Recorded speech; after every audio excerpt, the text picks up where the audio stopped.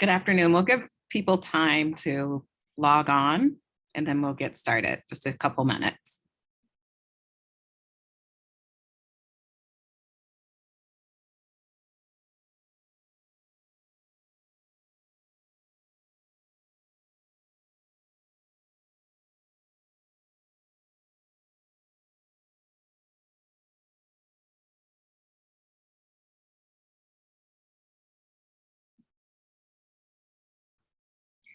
Okay, I think we can get started. Good afternoon. My name is Carla McAnders. I'm the chair of the American Bar Association's Commission on Immigration and a professor at Vanderbilt Law School.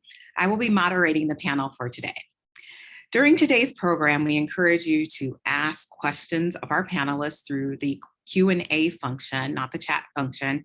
If you don't see the controls, please ensure your screen is not idle, and we'll address questions at the end of the program. And we'll be sharing a recording of this program to everyone who has registered so that you can share widely with your networks. And so today we'll be talking about a call for pro bono, advancing the rule of law. This is Pro Bono Week across the country. And so the goal of our panel is to tell you about opportunities, to give you examples of individuals who have participated, Michelle Reed in pro bono, and Bonnie. And so I would like to introduce the panelists first. First, we have Stephanie Baez, is the pro bono counsel for the American Bar Association's Commission on Immigration. She oversees the commission's many pro bono projects. Prior to joining the commission, she gained extensive experience in pro bono sphere as a volunteer attorney while she was a litigation associate at Fried, Frank, Harris, Shriver, and Jacobson, and while managing a pro bono program as a supervising attorney at the San Diego Volunteer Lawyer Program. Bonnie Fott is a member of the ABA Board of Governors and a liaison to the Commission on Immigration from the board. She is the former COO and General Counsel of Connex Corporation, a technology company based in Silicon Valley, where her legal focus was on commercial transactions, licensing, and supervising the litigation. And Michelle Reed is a partner at Aiken Gump, and she has logged more than 2,000 hours and worked on over 75 pro bono matters as a longtime advocate for immigrants and refugees. That's just amazing. And she's a former ABA Commission on Immigration advisory member, and she has been a national voice for immigrants for nearly 2 decades, representing asylum seekers fleeing persecution from all over the world, from Somalia, Burundi, El Salvador, Eritrea, Ethiopia, Honduras, Myanmar, India, Venezuela, and many others. So I'm going to pass it over to Stephanie to get us started. Thank you. Great. Thank you, Carla. And thank you to everyone for joining us today. To get started, I'm going to share my screen and do a brief overview of the pro bono projects that are available through the ABA Commission on Immigration. And then we'll get started with our discussion about what it's like to be a volunteer within our programs. But before we really get into that, I wanted to just let everyone know what is the Commission on Immigration and how do we work. The ABA Commission on Immigration is a commission within the ABA as a whole that is focused on protecting and defending due process rights for immigrants who are both detained and non-detained. The Commission on Immigration is in Washington, D.C., and there are a few pro bono projects located within the commission itself that are run by the commission. But the commission also is made up of 3 off-site projects that are in Texas and California. So in Texas, we have the Children's Immigration Law Academy, which is in Houston, Texas. We call it CILA as for short, its acronym. And CILA is a capacity building organization that focuses on supporting attorneys who are working on immigration cases affecting immigrant youth and children. And I'm going to talk more about CILA later on during today's presentation because they are an excellent resource for pro bono attorneys and immigration practitioners alike. They've got wonderful guides, training webinars, and resources that I'm going to touch on because it's a fantastic resource for anyone doing immigration work. We also have a project called the South Texas Pro Bono Asylum Representation Project, which we refer to as ProBar. And ProBar is located in Harlingen, Texas, and works with immigrants who are detained at the Port Isabel and El Valle detention facilities in the Rio Grande Valley.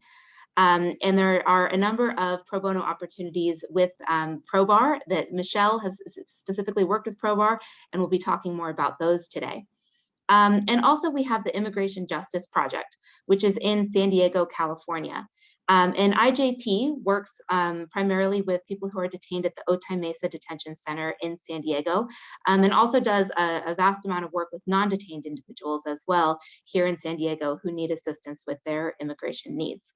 And Ms. Bonnie has done work with IJP, and we'll be talking more about that as our program moves forward as well. So that's an overview of who is the Commission on Immigration. And now I want to let you know about the different types of pro bono projects that we offer. We try to offer something for all types of schedules and interests. So from light touch pro bono, meaning counsel and advice, or legal clinics where you don't need to take on a full case for direct representation, all the way up to direct representation, where you would be the attorney of record going into court and representing a client throughout their entire immigration case. This slide just has a summary of the different projects, but I'm going to talk about each one of them briefly so you have a sense of what it is that we do. And as I'm talking, I'm just going to share here in the chat, let's see, to everyone. This is a link, and I'll share it a few times during our presentation today, where if you're interested in learning more or signing up, you can click on that to sign up to volunteer or just to get more information. So one first opportunity I want to talk about is Federal Free Legal Answers. This is an online platform for attorneys who can answer questions for immigrants who have questions about their immigration cases. It's a way to help people anywhere, anytime.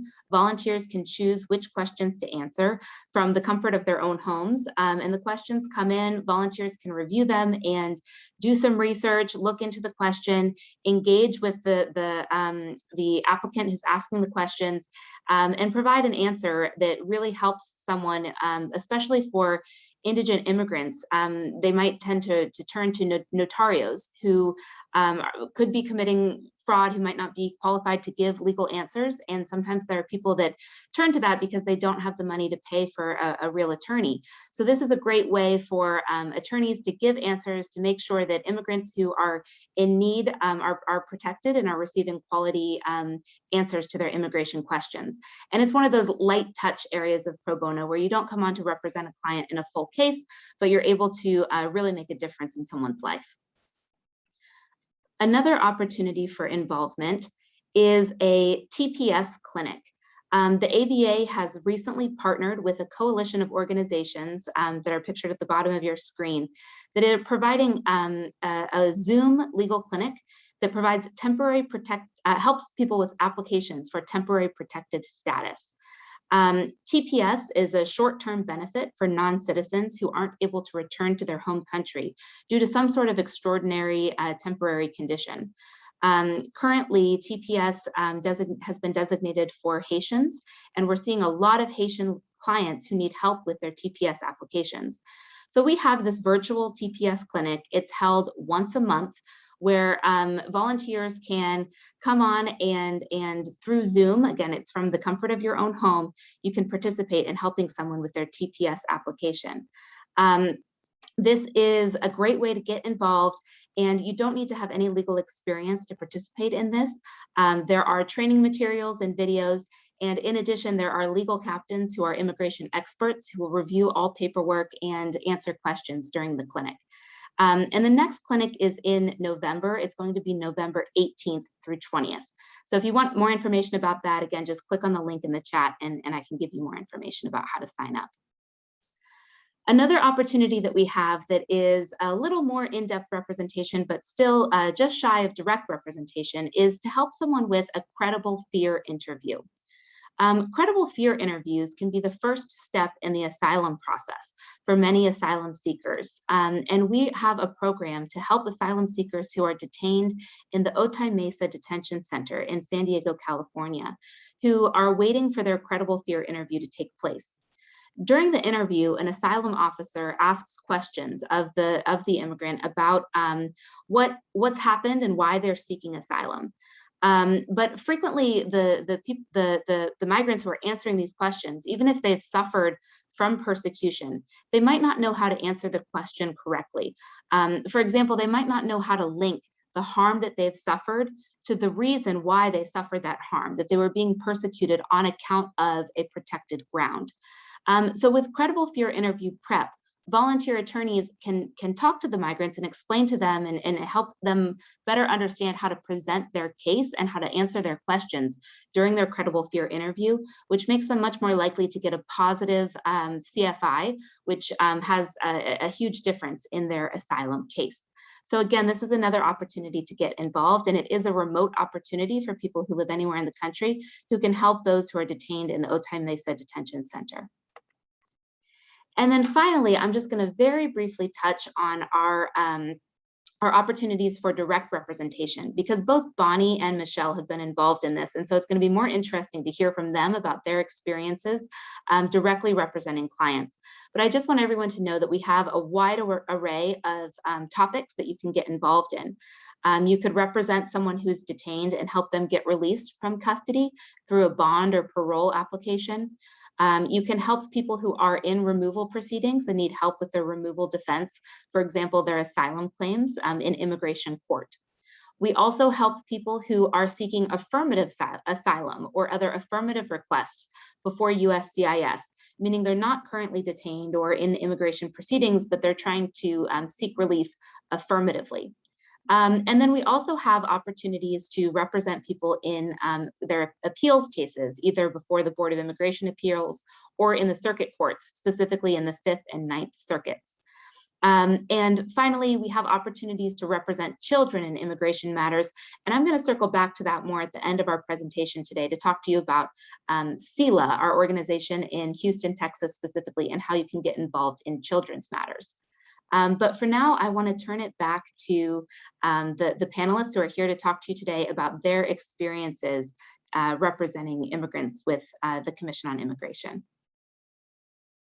Stephanie, as we transition to the panelists, I wanted to ask you, had a question about whether BIA accredited representatives can volunteer for the projects that you listed. Oh, that's a great question. And yes, we can have people volunteer who are accredited representatives. Law students can also volunteer, paralegals. We have opportunities for really anyone who wants to help. I think that we can find a home for you. So go ahead and fill out that volunteer questionnaire that I linked to in the chat. And based on that, I can connect with you and give you more information. But yes, absolutely, we can benefit from accredited representatives. Awesome. Let's turn to Michelle. How did you get involved with the Commission on Immigration, and what kind of volunteer work have you done so far? Which I know I mentioned a little bit in the intro. Well, thanks for having me. And I'm so excited to talk about my experience because this is absolutely one of my favorite reasons I practice law. It makes me super happy. So I met Meredith Linsky. That is how I got involved in this. It was a program really similar to this. It was at a Texas leadership forum or something, I don't know, conference. And Meredith and a pro bono attorney, who I still remember, Bob Bettmeyer in Houston, presented on representing asylum seekers. And I listened to what they said. And then I thought, you know, this is interesting. It sounds a little tricky, but I'm smart, I can figure it out. So I stopped and met Meredith afterwards, and she was so great and told me all about Pro Bar in South Texas. And then I went to a training down there, and then she called me up one day and said, I have this perfect case for you. It was for one of my Somali clients, and I got kicked off with, it couldn't have been a better asylum case. So I am very grateful to Meredith for giving me, you know, sort of the best facts you could possibly have in a case. And then that was my first kickoff to this type of work, was representing. He was at the time he was detained, we were able to get him out on bond and then work with him for his asylum case. and Meredith is the director, the leader of the Commission on Immigration. Bonnie, how did you get involved with pro bono work, and what type of pro bono work have you been engaged in? Sure. So, as part of my liaison role for the Commission on Immigration for the Board of Governors, I did a week of volunteer work at Pro Bar in Harlingen, Texas. Mostly this was focusing on prepping a client for a credible fear interview and doing research on country conditions. And when I left, I really wanted to do more, but I wasn't located near a detention facility. And so at that time, it made it difficult to do this kind of work. But the silver lining of COVID was COVID hit and everything went remote and was virtual. And I realized that I could actually take on a case remotely. So IJP in San Diego was able to connect me with an individual who need representation in a bond matter to facilitate his release from detention in Otay Mesa. And that was the perfect case for me. Awesome. Would you remember what specifically you did on the bond case, and how did you do it remotely?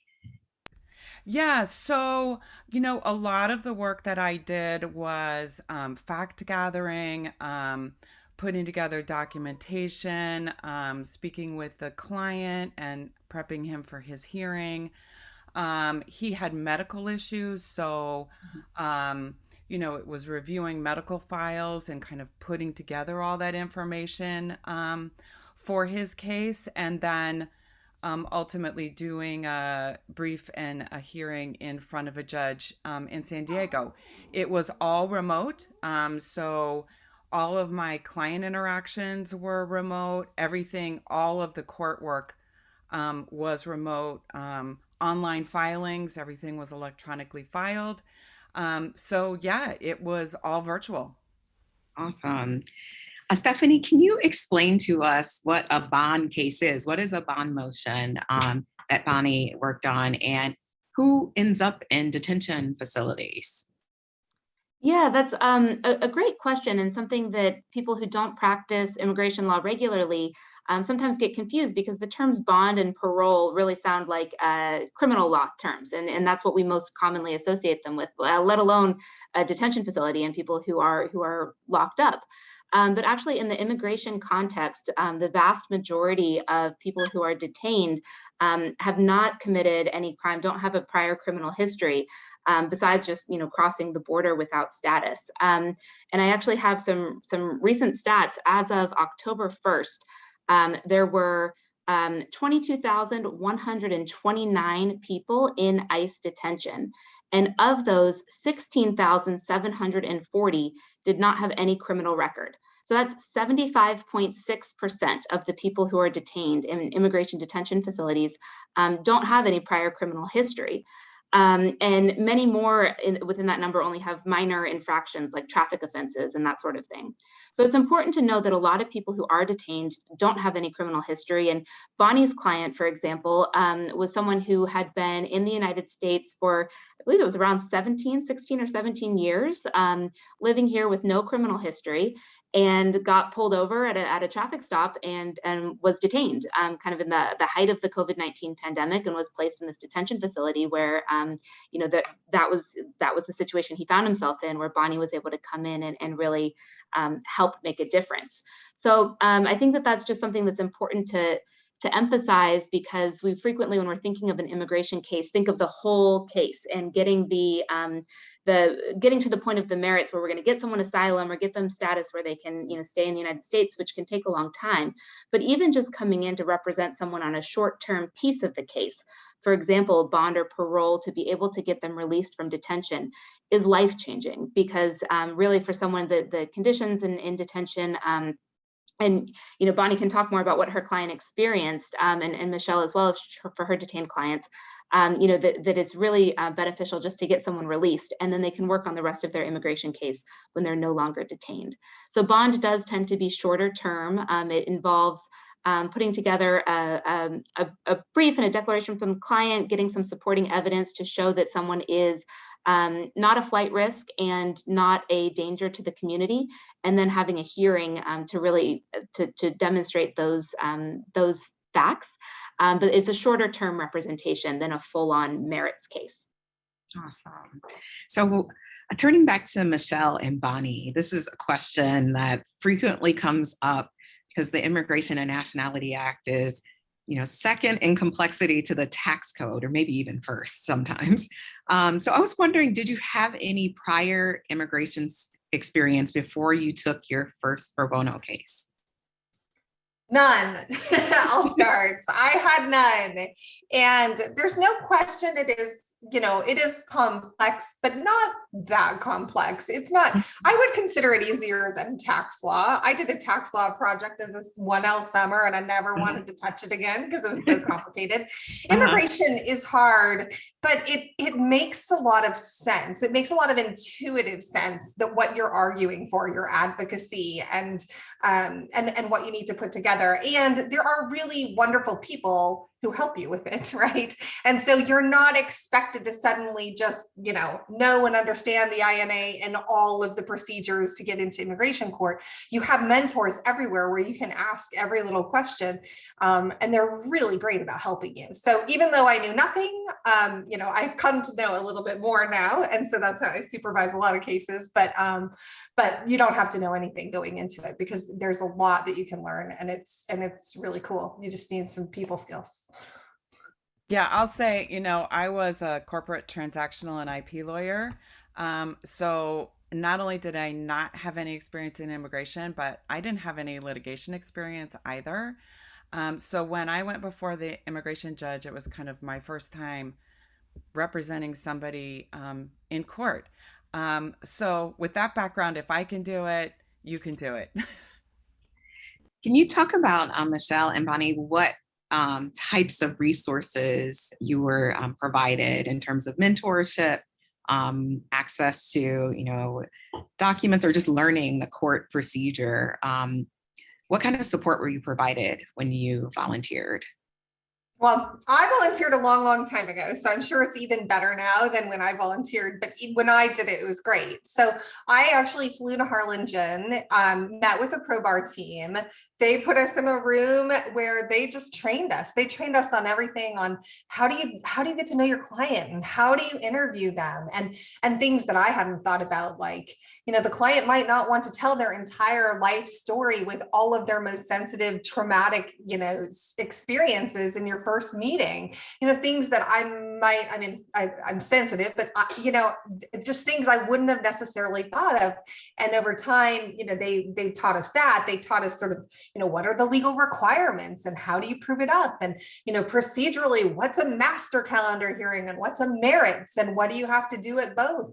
And then at every stage, there was someone available. And so, if I needed to, if I had a question about how to file something or how to serve DHS or how to do anything, my first case, I didn't know how to do any of it. And so I was on phone all the time, calling someone at the pro bar number, and, and someone would always answer and would always give me, would give me help. And so, and there's great mentors too. And so I remember the pro bono lawyer who presented with Meredith, Bob Etner, and he said, I could call him, he was like a private lawyer, had really nothing to do other than being another volunteer lawyer. But sometimes I would call him and he would give me ideas. And so that's what's so cool about volunteering in this, is that you have this incredible community of lawyers who care and who have huge hearts. And those are the types of people that you want to mentor you. And so I was a recipient of that. And so I am so happy to share that. So let me be your Bob Etner. Let me be your Meredith if you take this.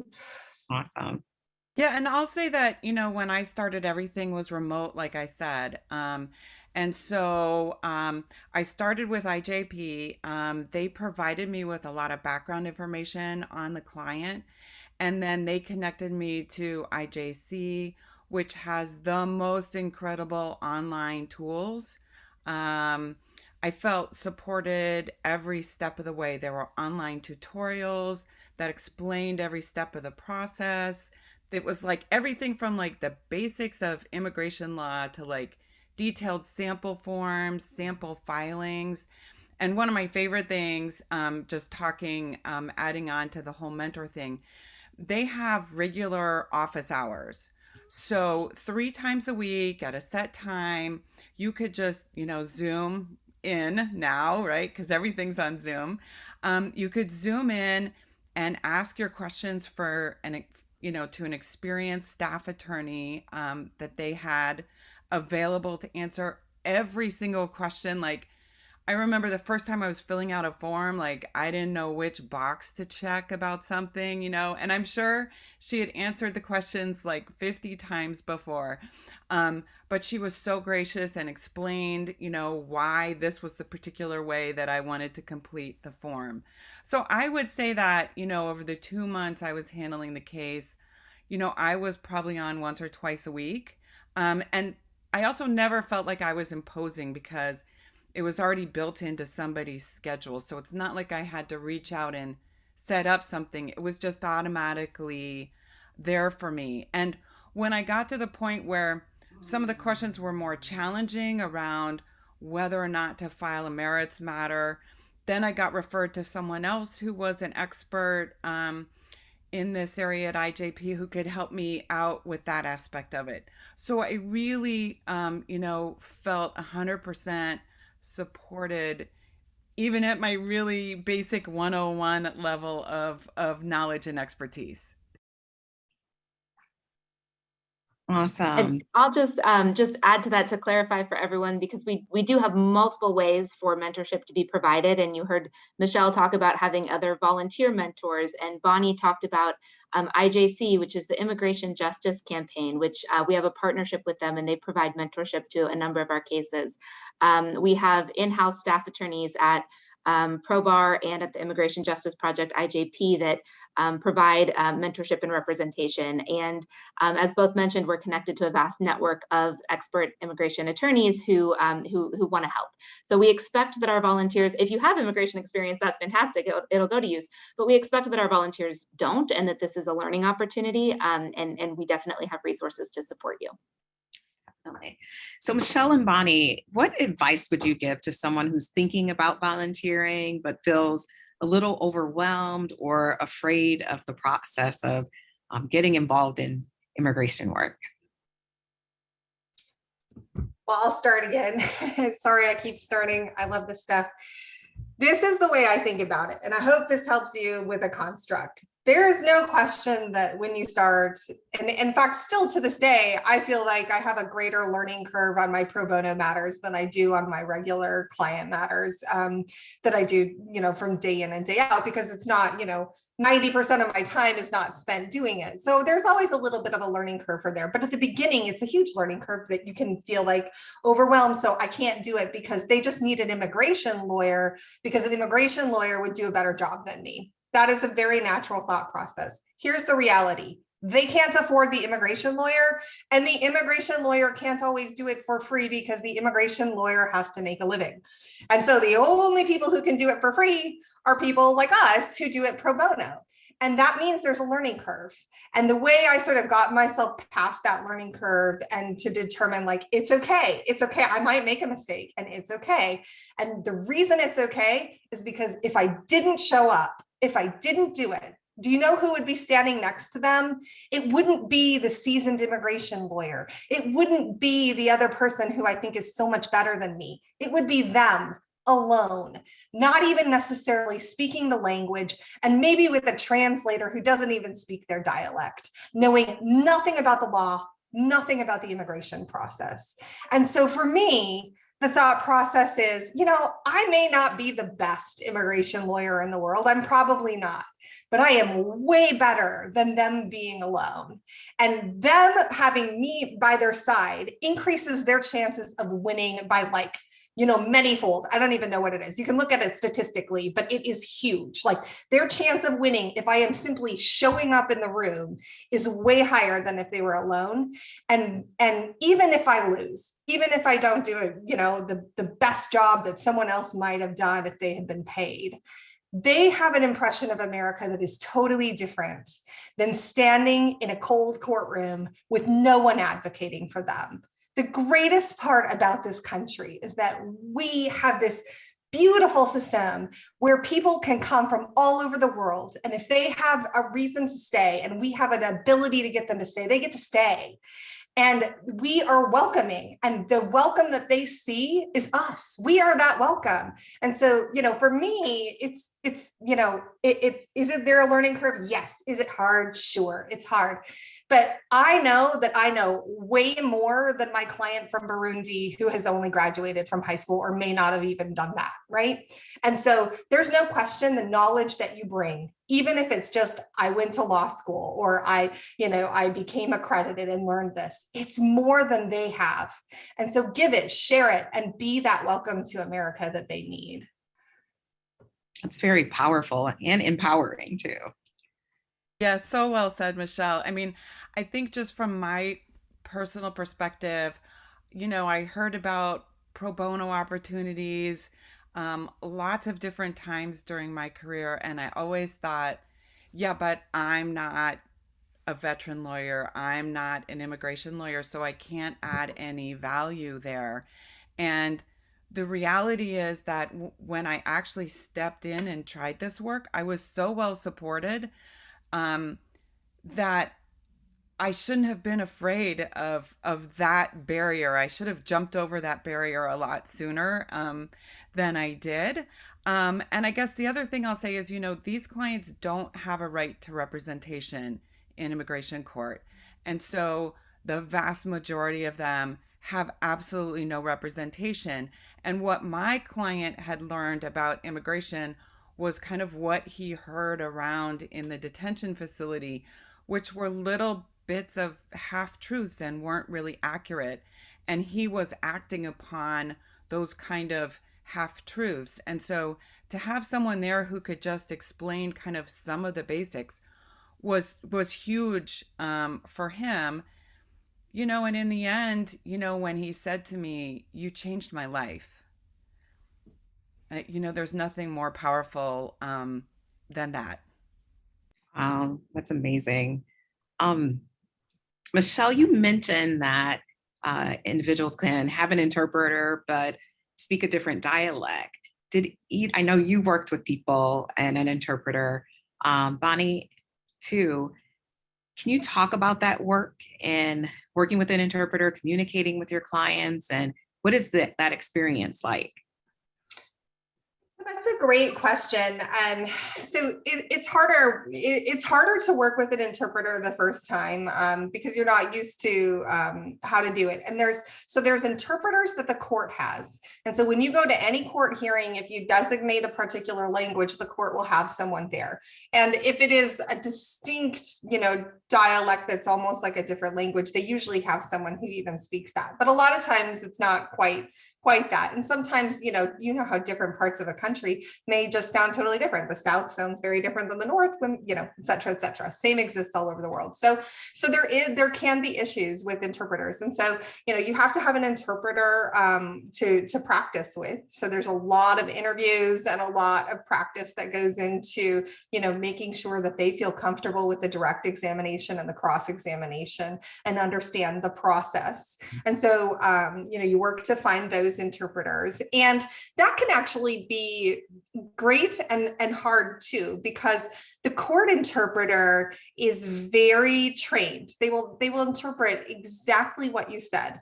And so a lot of times if I work with an interpreter who's maybe not a professional interpreter, but just speaks the language and is helping me, sometimes they'll kind of help the witness where they had listened to the witness. And so they know that this is what they meant. And so even though they didn't quite say it precisely that way, they'll interpret it that way. So I usually like to, before I actually do the final merits hearing, make sure that I have one totally new interpreter who's never met the client, who's a professional interpreter who's going to interpret like they do at court, because that can be really tough. And I remember once, I have a really good interpretation story. I had one of my clients who had, when he was attacked, all related to his asylum claim, they had shot his toe off with a gun. And that was, part of the injuries that we were proving up. So he says, he testifies that, and the interpreter says he thought he shot my thumb off. And I'm like, wait, no, I know that's wrong. I know that it's not his thumbs. I can see all of his digits. So I asked the question again because I'm thinking, oh, someone just didn't hear it right because I didn't speak. It was Somali actually, and I did not speak Somali. And so I didn't know where the disjunct was coming. So I ask it again and he gives the same answer. And the interpreter still says, I shot my thumb off. And now you can see, and the judge is looking at him and sees that he has all of his fingers. And you can, now it's like a credibility issue. And I'm panicking because this was like right at the very beginning. And finally, my client lifts up his leg, holds his foot, looks at the interpreter and says, toe in English. So, and then, we cleared it up and it was all fine. But that is the kind of thing that, can kind of get you hung up, right? And like, luckily I had practiced with him enough and he, I think, could read the distress on my face because I was a really young lawyer and I didn't know what to do, and we were able to get through it and it was fine. But the reality is credibility really matters in immigration court. And so making sure that you practice with that professional, interpreter so that when you come across these things, you have an ability to retool your question and ask it in another way so that you can get at the answer that you have to have, because you have to listen to what the interpreter says, right? So you have to ask the question, let them answer, listen to what the interpreter says, and then decide, is that right? Or was there some communication gap? So it's fun, it's exciting. Every once in a while, it's a little wild, but there's a lot of people who are willing to help and it's a good experience. Yeah, and I've worked with a couple of different interpreters. Just so people know, part of the process is that I was provided the name of an interpreter that I connected with, so I didn't have to find the interpreter myself. The one I worked with the most, she was wonderful. I would say the hardest part was just coordinating our schedules so that we could actually, the three of us could all, it's coordinating schedules of 3 people instead of 2 people. And then once you set the time, making sure that your client actually gets the message so that they can call you at the right time. It was mostly logistics type things. I mean, once we were on the calls, things went really smoothly. One of the things that I found was helpful was I would send her my questions in advance so that she kind of knew what we were going to be talking about. And then, if she had questions or wasn't really quite sure, like if I was using, some kind of legal terminology, we could have a conversation before we got on the phone with the client to make sure, she had a clear understanding of what I was trying to communicate as well. So Michelle, do you have any tips for volunteers at larger law firms, how to get support from the firm or how to make time for 2,000 pro bono hours? That was over a long period of time. So yes, I have lots of tips. So when I started my law practice, I actually came to Aiken Gov in part because they had an awesome pro bono program. And so, look at that. There are very different pro bono programs across firms. There are many that have wonderful ones, and then there's some that are less developed. So choose where you want. And so I was lucky. Aiken had a really good program. But I started out and was extremely busy from day one. I mean, like crazy, hair on fire busy. And so I worked for the first 3 months, hair on fire busy, having not done one single pro bono hour. And I had sort of an introspective moment where I was like, no, like a core part of why I wanted to do this was so I could do this, and I'm not doing it. And then I quickly realized that I had to set my boundaries in a way that showed what I cared about. And so I went in, it took like literally every ounce of bravery that I had. And I went into my supervising attorney and I said, hey, can I talk to you about something? I scheduled some time and I said, yeah. And sat down and I said, look, this is super important to me and is a big reason of why I am practicing law. I care about access to justice. And I really, if it's okay with you, I would really just like to make sure that I always have at least one pro bono case going. It doesn't have to be super hot and active and everything, but I always have at least one pro bono case going. Is that all right with you? I'll make sure I still finish the other work, but I'd like to have this sort of built into my schedule. And they said, of course, it totally makes sense. And I did that. And then I had a baby, and then I had, well, I actually had twins. Then I had another baby, then I had another baby, and I kept those pro bono clients even throughout all my maternity leaves. So I always had one pro bono case. And setting up that boundary then made it so that, they knew that was just part of what I did. The other thing that it did was it enabled other people junior to me to be able to carve out that space too and feel comfortable, because now as I've gotten more senior, and now, now that I am the supervisor and I am the partner in charge of all of these things, they know that that's something that I will think very favorably on. And so, making sure that you have that communication and that you do that is really important. Then the other thing I'll say is you really do actually have a lot of extra benefits at Big Law, because usually there's some sort of pro bono partner or some pro bono designee in each office. Find out who it is and they will help you. And so, for example, at Aiken Gump, we have a pro bono partner who, and we actually have another pro bono counsel who we can go to and ask those questions of. And, and I still ask questions. Look, I mean, they were, someone had written submissions in lieu of a master calendar hearing. And I was like, what is that? I've been doing this for almost, a very long time, and I've never seen that. And so then we talked about it and we worked it out, because we had a big firm and lots of people doing it. We saw which court was doing it. And so you have some real benefits at Big Law. I mean, there's definitely costs. You're busy, really busy. And, but if you carve out that space and then you get connected with the right people, it's a great experience. I mean, I can't imagine any other place that would be, an easier place to do these types of cases than Big Law. Awesome. So Bonnie, what advice do you have for solo practitioners or volunteers who are working without the resources of a large law firm? Yeah, I think, the cases get matched through the Commission on Immigration and their pro bono work to things that fit with the resources that you have available. With the work I was doing on the bond matter, I didn't feel like I needed any additional resources other than those that were provided to me. And so I do feel like, this is work that can be done by a solo practitioner or someone who's retired or out of practice, not actively practicing. Because I don't think for some of this work, you don't need all those additional resources. I found that I was doing a lot of work online, so having a good internet connection was important.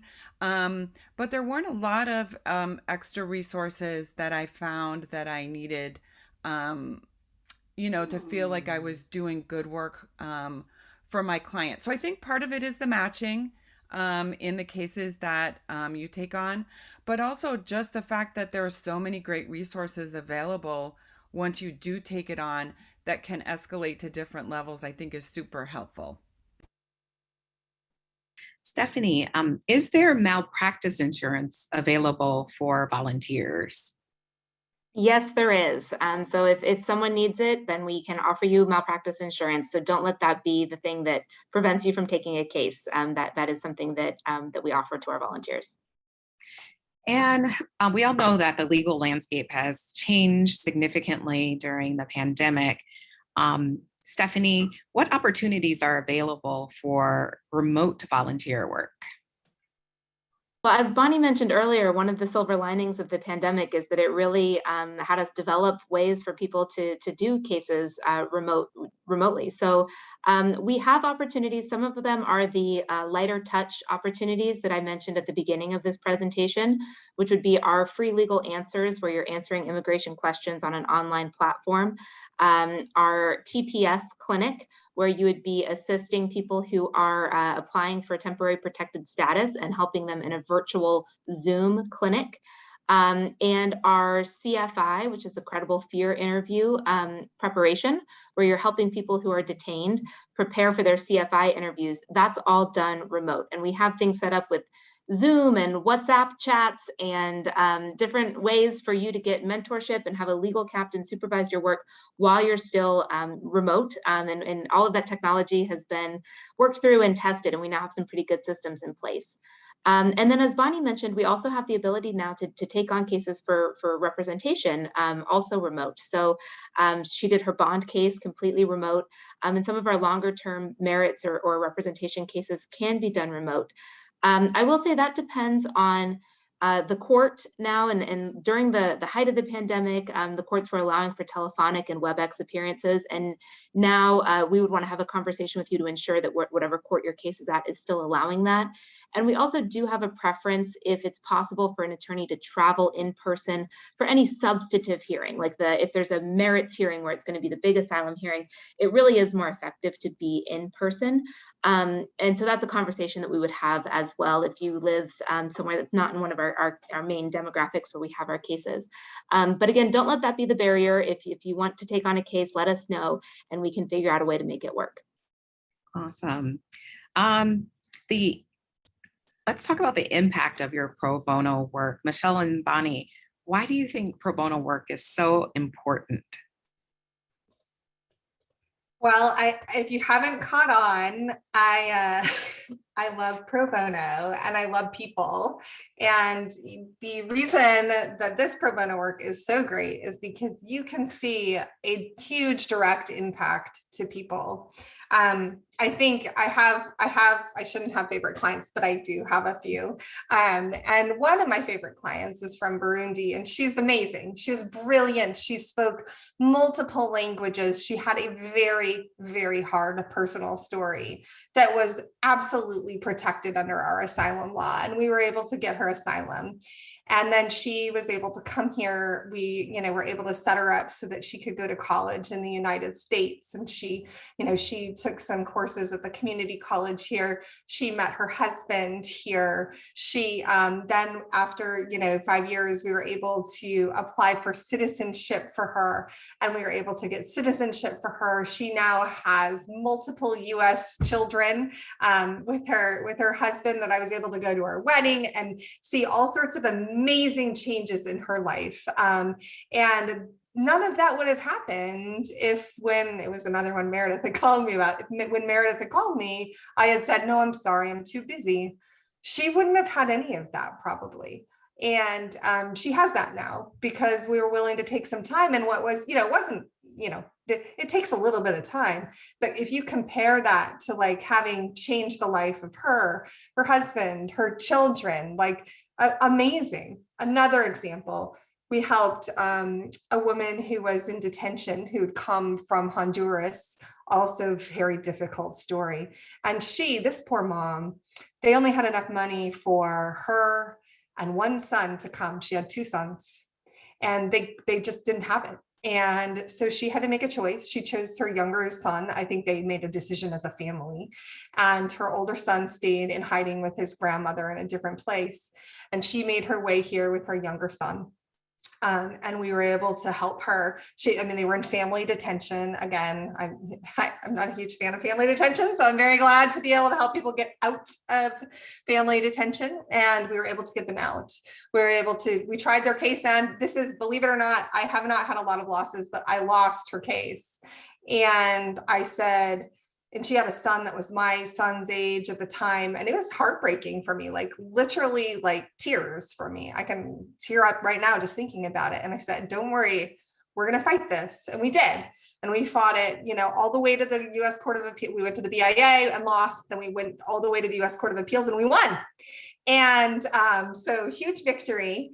And in that time, during that process, she was able to get enough money to her other son, who then came up to the border as an unaccompanied minor. And we were able to sort of work with the social workers and, get all of the background and fingerprinting and everything done. And now mom is reunited with both sons, both safe in the United States. Is there a better reward than that? I mean, she would have, I promise you, she would have never won if we had not taken that case, because I mean, we had to, like, I had to bring in my appellate specialist at the firm, and like, we fought hard for her, and she would not be there. And, you know, her kids were at huge risk, as was she, like, and, you know, what better reward can you have for that than doing pro bono? And as I mentioned, I think right at the beginning, like, to me, we are their welcome to America. I love being a lawyer. I know lawyers get a bad rep sometimes, but we do more free work than any other profession. I don't think there's any other profession that does as much as we do. And we are the chance to like sort of change the face of America firsthand to all of these wonderful immigrants. And so I love what I do, and it brings me a lot of joy. And I think it changes lives. And, you know, what cooler thing than to be part of that? Yeah, I'll just say, you know, going back, you know, there's no right to counsel in these immigration cases. So I think pro bono is especially important in those situations. But I think it's the personal stories and the impact that you can have on just that one person's life that makes a huge difference. And to me, I didn't know my client before he was detained. And we spent a lot of time on the phone. And so I felt like I never saw him. It was all, you know, just over the phone. And I felt like I knew his voice pretty well. And he called me up with a question after we had gotten him out on bond. And I didn't recognize his voice. He sounded so like happy. He was like a different person. And I was like, wow. I mean, you know, the difference that I could just hear in his voice and how happy he was, and talking about spending time with his 2-year-old, you know, it was just transformational for me and impactful for me to hear what a difference it made, just, you know, being able to get him back with his family and out on bond. So I think it's the individual stories and that individual impact you can have as a single pro bono attorney on someone's life. Awesome.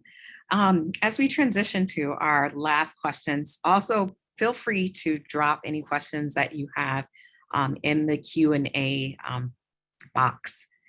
Stephanie, in addition to benefiting individual clients, what is the impact of pro bono on the immigration system as a whole?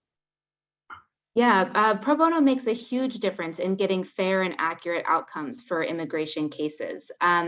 So to clarify and expand on a point that Bonnie made, there is a statutory right to counsel for immigrants, but it's not appointed counsel or government funded counsel. And so for people who can't afford it, which most immigrants are, we see a lot of indigent people who can't afford private counsel. Really, pro bono attorneys are the only way that they're going to get that representation. And so that's where you can all come in to really make a difference to the individuals, with Michelle and Bonnie telling these wonderful stories about the individuals, but also to the justice system as a whole. It's really how we can ensure that we're getting more fair and accurate outcomes when people can tell their story through a lawyer, so that the decision is being made based on the law and the correct application of the law, not just being made based on, can someone adequately explain what's happened to them or not. So it makes a huge difference to the system. Stephanie, can you share any resources you have available? Yes, absolutely. And I'm going to share my screen again just to show you a slide about CELA. We have a lot of different resources, but this is one I just want to make sure that everyone is aware of, and I'll put their website in the chat as well. There we go. The Children's Immigration Law Academy. I mentioned them at the beginning.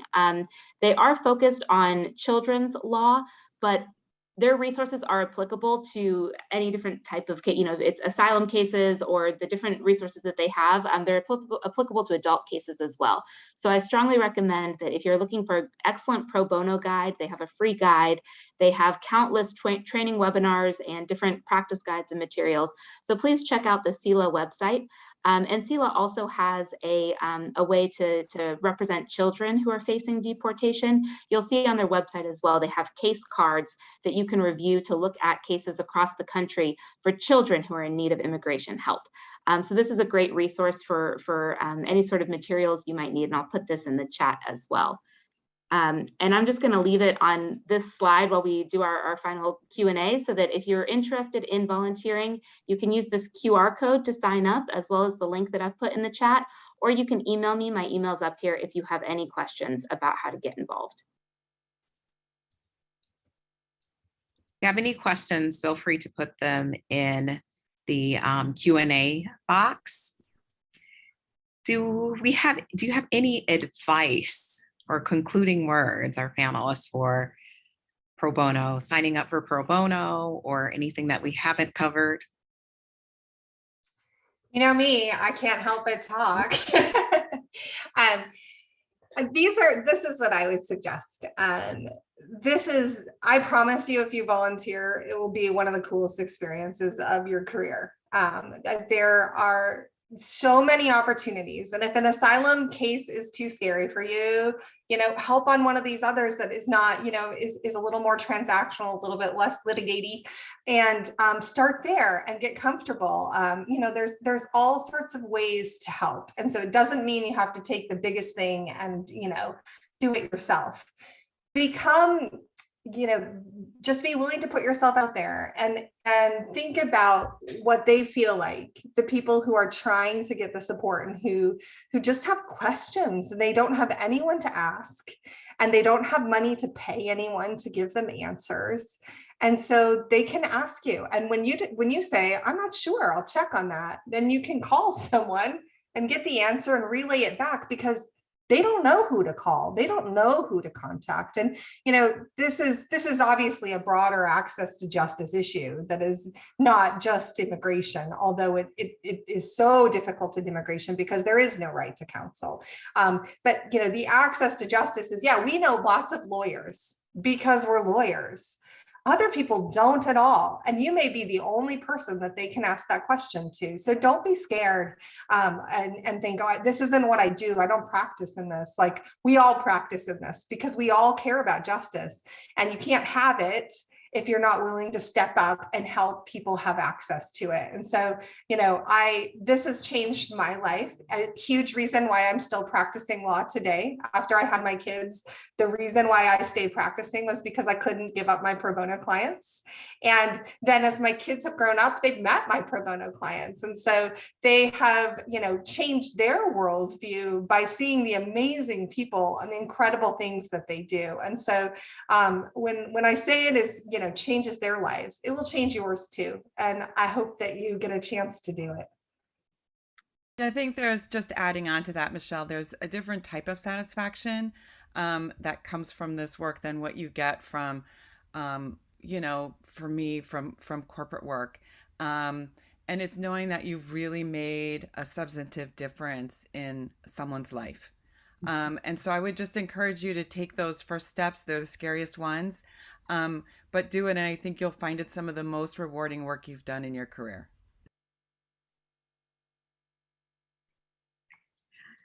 Well, that looks like, since we don't have any questions, we can probably conclude. So I wanted to thank everyone for joining us for this free webinar. We'd like to express our gratitude to this esteemed group of panelists. You all are doing such critical work, and we thank you for taking time out of your schedule to share your wonderful experiences with us today. Thank you. Thank you. And thank you, Carla. And thank you to everyone who joined. And I can see that we've received a number of sign up and interest forms coming in throughout the panel. So thank you to those who have clicked for more information. And just so you know, clicking on that doesn't obligate you to do anything. I'll just give you more information about available cases. So if you're curious, but not sure if you want to commit yet, go ahead and sign up, and I can loop you in with more information, and we can go from there.